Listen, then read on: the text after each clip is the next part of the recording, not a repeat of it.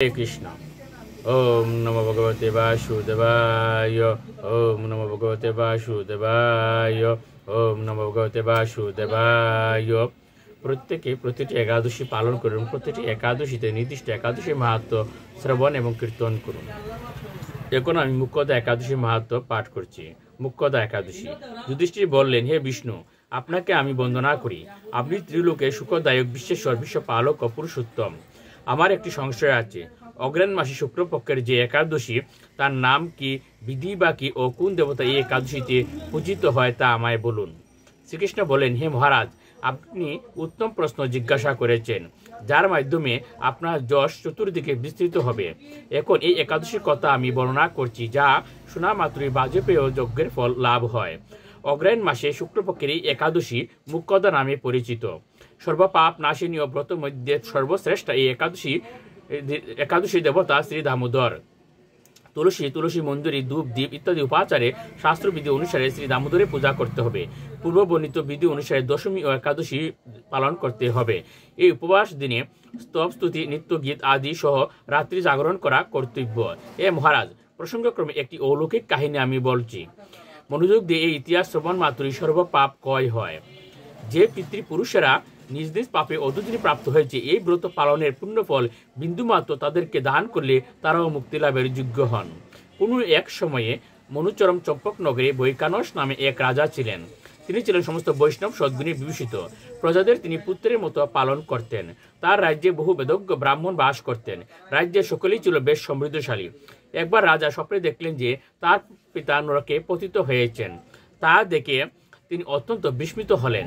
পরদিন ব্রাহ্মণদের ডেকে বলতে লাগলেন, হে ব্রাহ্মণগণ, গত রাত্রিতে স্বপ্নে নরক যাতনায় পিতাকে কষ্ট পেতে দেখে আমার হৃদয় বিদীর্ণ হয়েছে। তিনি আমাকে লক্ষ্য করে বলতে লাগলেন, হে পুত্র, তুমি আমাকে নরক সমুদ্র থেকে উদ্ধার করো। তার সেই অবস্থা দেখে আমার অন্তরে সুখ নেই। আমার এই বিশাল রাজ্য, স্ত্রী, পুত্র, কিছুতেই আমি শান্তি পাচ্ছি না। কি করি, কোথায় যাই, কিছুই বুঝে উঠতে পারছি না। আমার পূর্বপুরুষেরা মুক্তি লাভ করতে পারেন এমন কোনো পুণ্য, ব্রত, তপস্যা ও যুগের কথা আমাকে উপদেশ করুন। আমি তা অনুষ্ঠান করব। আমার মতো পুত্র বর্তমান থাকা সত্ত্বেও যদি পিতামাতা পূর্বপুরুষেরা যদি নরক যন্ত্রণা ভোগ করতে থাকেন, তবে সেই পুত্রের কি প্রয়োজন? ব্রাহ্মণগণ বলেন, হে মহারাজ, আপনার রাজ্যের কাছে মহর্ষি পর্বত মুনির আশ্রম রয়েছে। তিনি ত্রিকালজ্ঞ। তার কাছে আপনার মুক্তির উপায় জানতে পারবেন। ব্রাহ্মণদের উপদেশ শ্রবণ করে মহাত্মা বৈকানস তাদের সঙ্গে নিয়ে সেই পর্বত মুনির আশ্রমে গমন করলেন। তারা দূর থেকে ঋষিবরকে ষষ্ঠাঙ্গ প্রণাম করে তার কাছে গেলেন। মুনিবর রাজার কুশল বার্তা জিজ্ঞাসা করলেন। রাজা বললেন, হে প্রভু, আপনার কৃপায় আমার সবই কুশল। তবে আমি একদিন স্বপ্নযুগে পিতা নরক যন্ত্রণা ও কাতর আর্তনাদ শুনে অত্যন্ত দুঃখিত ও চিন্তাগ্রস্ত হয়েছি। এ ঋষিবর, কোন পুণ্যের ফলে তিনি সেই দুর্দশা থেকে মুক্তি পাবেন, তার উপায় জানতেই আপনার শরণাগত হয়েছি। রাজার কথা শুনে পর্বতমুনি কিছুক্ষণ ধ্যানস্থ হয়ে বললেন, হে মহারাজ, পূর্বজন্মে তোমার পিতা অত্যন্ত কামাচারী হওয়ায় তা এরকম অধোগতি লাভ হয়েছে। এখন এই পাপ থেকে মুক্তির উপায় বর্ণনা করছি।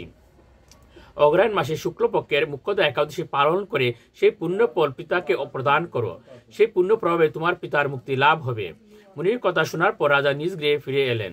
সেই পবিত্র তিথির আবির্ভাবে তিনি স্ত্রী, পুত্রাদি সহ যথাবিধি মুখ্যদা একাদশী ব্রত পালন করলেন। ব্রতের পুণ্যফল পিতার উদ্দেশ্যে প্রদান করলেন।